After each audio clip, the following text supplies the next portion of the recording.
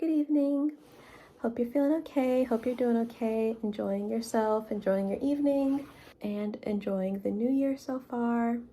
I was on Tumblr and I came across this message that I just thought, yes, this is such an important question. We definitely need to talk about it. So it says, feeling overwhelmed because every day the list of things I need to work on for myself gets longer and longer. From religious growth, reading my holy book and the commentary on it, understanding it, living by it, and then getting closer to God and better in my prayer and more, to my personal growth, getting rid of attachments and my ego and external validation, building routines, exercises, healthier eating, so needing to learn more recipes, learning how to speak more confidently and losing anxiety, feeling less jealous and insecure, etc., to academics, getting better grades, creating proper study timetables and sticking to them, and getting on top of everything. And just so much more I need to balance. I'm going insane. How do I do all of this at once? How do you manage doing so much at once without going crazy? I normally love self-growth, but this is just too much now. All of a sudden, I'm becoming hyper-aware to things I need to work on myself by the day. Please help. Girl, we've all been there. That is literally, we have all been there. This is not easy.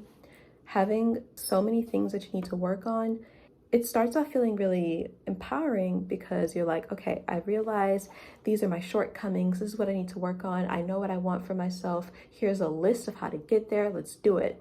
Awesome. You feel great. Like you're getting started. You're on the up and up. But then it's just like, oh, now I actually got to do all of that.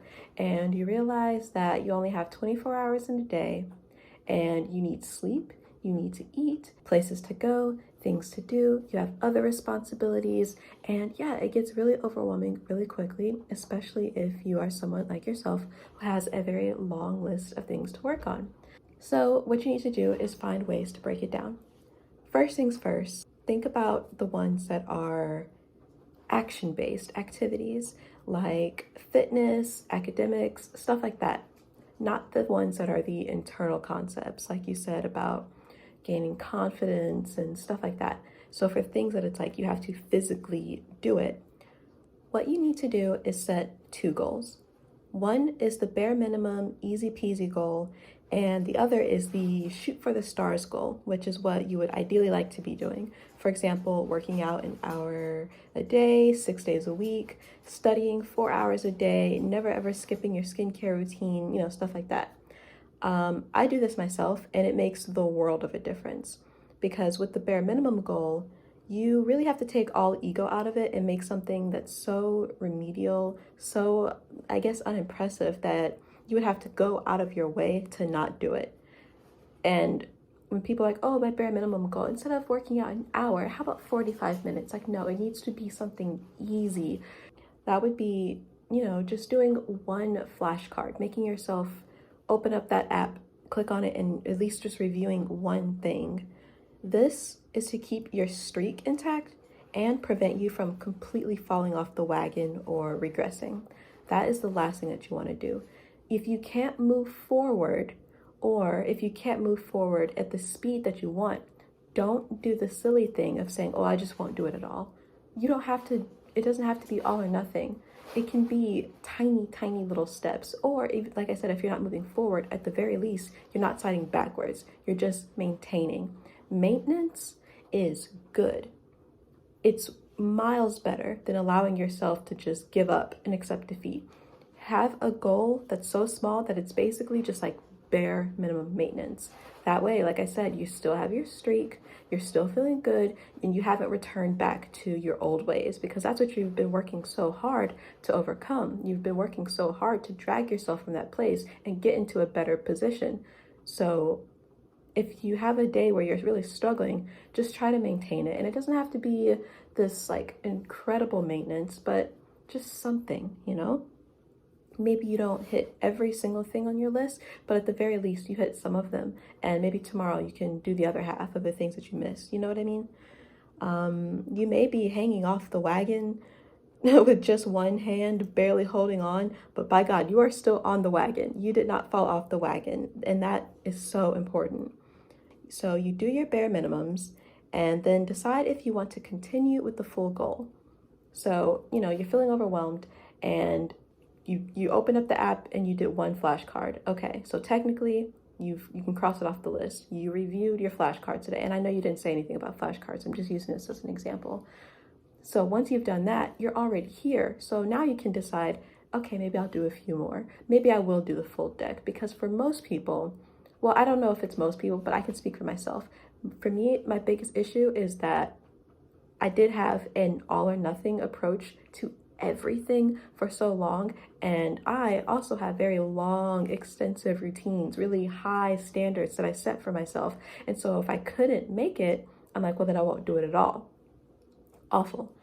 And sometimes what was preventing me from doing it was just feeling overwhelmed by the sheer amount of stuff that I lined up for myself, to the point where just feeling the difficulty of getting started was the biggest issue. And so if I made it with such a low barrier to entry, a lot of times I would continue on. If I'm like, okay, all I have to do is just one push-up. Okay, well, if I just did one push-up, I might as well do a few more, right? And some days I only do my bare minimum, like truly. I'm just doing the motions just to not regress, just to stay on track. And then the next day when I wake up, oh, I'm so glad that at the very least I did something, because that mentally affects you still.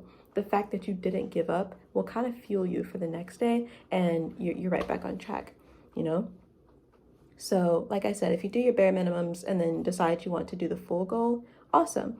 But if not, that's okay. There's always tomorrow. There's always the next day. Many times you will find that it was just inertia you lacked, and once you got up and began doing it, just a tiny bit of it, you will likely be fine to keep going. But there are days where you will begrudgingly review that one flashcard and be fully relieved to put it away just as fast. And that is okay. That is absolutely part of the process, and nobody, including me, including anybody, has perfect streaks every single day for the rest of their life. It's just not realistic. What you don't want to do, though, is constantly look to do the bare minimum forever. You should push yourself when you can, but when you really are truly feeling overwhelmed, or you really just don't have the time or whatever, there's lots of obstacles that can come in your way. At the very least, you do want to have those bare minimum goals that keep you from falling off the wagon completely. So that's my main advice. So consider, what are your action-based activities? And let me read it again. You mentioned reading the Bible, so that would be an action-based activity. So maybe you have your goal to read, a whole page a day, or a whole whatever. Just do one verse or a little bite-sized bit of it. That can be your micro goal. So reading the Bible, exercise, healthy eating, learning recipes, all of that stuff, those are action-based. And so instead of it being, oh, I'm gonna learn 10 new recipes this month, how about let's make it so that you're just perfecting previous recipes. Maybe you don't have the time to learn a new recipe right now, or if you do, maybe you don't have the money to go out and buy all the ingredients, or maybe you don't have the time to go to various grocery stores hunting for that specific thing. Okay, well, maybe your micro goal is just reviewing what you already know. Remake that recipe that you did last time that turned out pretty good, but it could be better. It's not like chef's kiss quality yet. That's okay. Make that your goal. Just, no matter what, you are still improving your culinary skills. You are still eating these healthy meals, and you haven't fallen off the wagon. So have two goals: your ideal goal of I'm doing this, this, this, this, and this, and then your micro goal, which is, in case of emergency, here's the plan. That will save your butt 9 times out of 10. So decide what's the least you could do per day. And again, take your ego out of it. Don't try to schedule in more than necessary just so it seems better or more impressive or whatever. Just truly think of the least amount of work you could do to still be good, and make that your bare minimum. So no matter what, you can move towards your goal, even if it's in increments of 0.005%. Your bare minimum days won't happen 24/7. There will come a time where you totally feel up to the challenge, and you have the energy and the time and the motivation to work on everything at a really high intensity. But on days where you just don't have those qualities, you're still making an effort. Remember, a weak performance is better than not doing it at all. Now, typically that's not advice that I'm constantly saying, oh, just do the weak version. Yay. If you can do more, do more. But it is overwhelming. It is overwhelming, especially when you're first getting started, especially if that is not a habit that you've built before. It's not a skill that you naturally possess. Yeah, take it easy when you can. And when you do have the ability to do more, do more. So the next thing is for internal concepts. Like you said, confidence, working on your anxiety.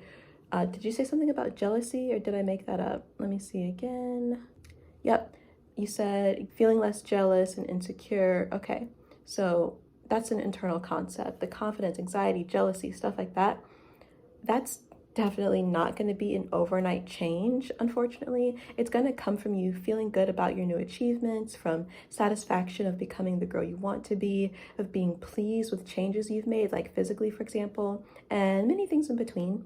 That's building your self-esteem up because you're doing esteemable things, which is what I always recommend. I always say, I mean, you guys know, a lot of you know how I feel about like, I get a lot of questions about like manifestation and law of attraction and affirmations and stuff like that. I'm not going to say that they're like bad or wrong or anything. It's just not something that I champion. If you do it and you like it and it works for you, keep doing it. I'm happy for you. Cool. It's just not something that you'll ever get like a recommendation from. For me, I always think that you should try to dabble in like the real world, you know? And the best way to build self-esteem is not by like chanting mantras in a mirror or listening to these like weird 3D audios, 10-hour subliminal blah blah blah videos. It's by doing esteemable things, identifying your shortcomings and trying to fix them. And for things that can't be changed, for example, bone structure, let's say something like that, learning to realize that it's actually not a negative and it's okay to just accept that about yourself. That's a better way to build self-esteem than like lying to yourself. But anyway, so you're gonna feel a lot better about your internal concepts by building your self-esteem. Self-esteem is more so how you feel about yourself, and confidence is more so how you feel about how others are perceiving you. That's why I think that working on your self-esteem would fix that rather than trying to like build extra confidence. And the way that I distinguish that, I said self-esteem is how you feel about yourself. You can have high self-esteem and also have kind of low confidence, because your confidence is like how you feel about how others perceive you. Meaning, say for instance, you go to a store and you're in the aisle and there's a group of girls there and you feel like they're all like looking at you. If you feel that they're perceiving you well, if you feel like, oh, they like your hair, they like your outfit, they think you look good because you know you look good right now, then you're going to feel confident. But if you feel that they're perceiving you negatively, that might lower your confidence, unless you don't care, in which case the way that you feel about how others perceiving you is that you don't care. You see what I mean? But self-esteem is just internal. You can like so many things about yourself. You can feel really good about yourself. You can say, I am very talented at this, I'm good at that, I know I'm a good person, I'm a great friend. You can like think very highly of yourself, but still have low confidence because, you know, you feel a bit down about the way that others might be perceiving you. You can find technically that there are no faults with yourself. You can say, I know that there's nothing wrong with the way that my hair looks. I know that there's technically nothing wrong with my body, but other people think I'm ugly. And so you can have low confidence because of that. Even if you yourself disagree, it's just one of those things that they both can exist at the same time. Or another example, you know, you can have something that you genuinely love it, but you're afraid to wear it out because you know that others aren't into it like you are, and so you don't wear it confidently. The reason I mention this is because you did say about confidence. So if you want more confidence, the first step is to stop centering other people's opinion and let your own guide you instead. You need to have a higher importance of your self-esteem rather than how others are perceiving you, which is what confidence is to me. You may perceive confidence differently than I do, but that's how I've always seen it. That will spill over into so many other areas of your life.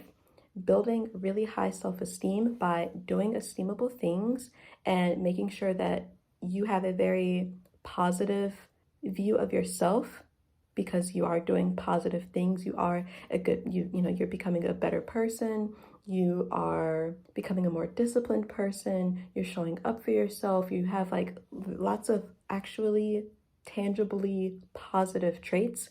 That's going to raise your self-esteem. then you decenter everyone else's opinion.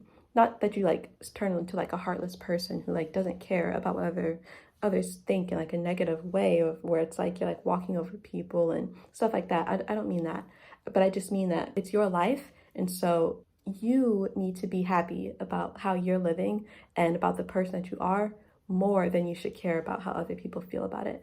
And when you do that, that's going to affect all of the other things that you said, like your jealousy, your anxiety. Well, you didn't mention what kind of anxiety you're talking about. I don't know if you mean it in like a deeper sense, or if just you're talking about like anxiety when you're out around people because it's like affecting your confidence. You think that maybe you're being perceived in a way that isn't flattering, you know?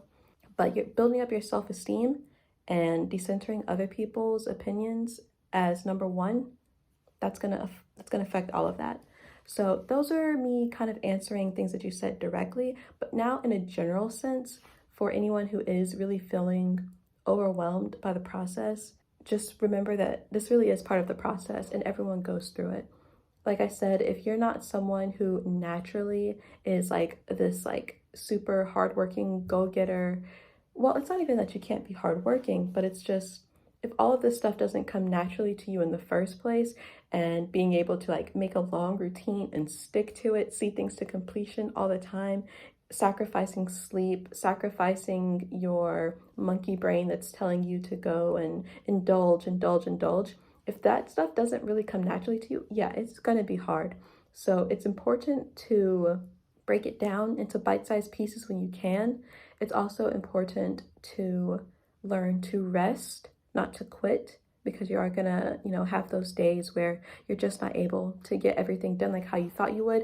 Do not just say, well, I give up, or, oh, if I can't do my full routine, then I just won't do it at all today. I'll just do it tomorrow. Like, please, just do 5 minutes, because you still have it in your mind that you are always on track. You are always going to keep moving forward. You are not falling back. You're not giving into the temptation to just do nothing at all. We don't do that here. That's dead. We either maintain or move forward. Those are your two options. The other thing is that you can reevaluate how many of these things need to happen simultaneously. That's typically what makes these routines so difficult, is because you're throwing so much on your plate all at once, and you just have to wonder, do I need this thing to be accomplished right this second, or is it okay if I don't work on this right now, but I'll come back to it 3 months from now, or 6 months from now, or 2 weeks from now, whatever, so that you can sort of build up the habit of doing X, Y, and Z. Or something's maybe like a see to completion thing, where it's like you have to like finish it and then you're done and then you can move on to something else. But maybe not everything can be worked on all at once, or else you will just constantly be in this state of feeling burnt out, of being overwhelmed, where every day you just can barely even do your bare minimum. You might have too much on your plate all at once. So maybe just decide, I'm gonna work on this, and this right now. And then once I've built the habit of these, once these are now just part of my natural inclination, this is part of my daily life, okay, now I can comfortably add in this, and this. So you won't be so overwhelmed. That is what I've done. I have had a lot of years where the list of things I want to accomplish was so long, and then I realized maybe I don't have the time to learn how to play this instrument and speak this language and do this and do that every day. There's just not enough hours in the day. Sometimes your desires to do a lot is really high, and even your motivation and your willpower and everything is there, but there's just not enough hours in the day. When you factor in work and school and all these other things, sometimes it's just like, oh, you literally don't have the time to do it all right now. So choose just a few things to work on at once, and then add in other stuff later. It doesn't all have to happen right this second, but just don't lose sight of your goals. Know that you are going to work on it, and make sure that you do get to it. But if you do have just this overflowing list of things to do, to the point that you're paralyzed by the sheer amount of stuff that you have to do, I think it's probably going to be in your best interest to just maybe don't bite off more that you can chew. Work on a few things at a time, or set shorter goals. I mean, like smaller goals, and it may take you longer to accomplish these things, but that's okay, because always remember, it doesn't matter when you cross the finish line. As long as you get there, that's what matters. Once you're in the winner's circle, you're just surrounded by winners. So who cares? The time will go by anyway.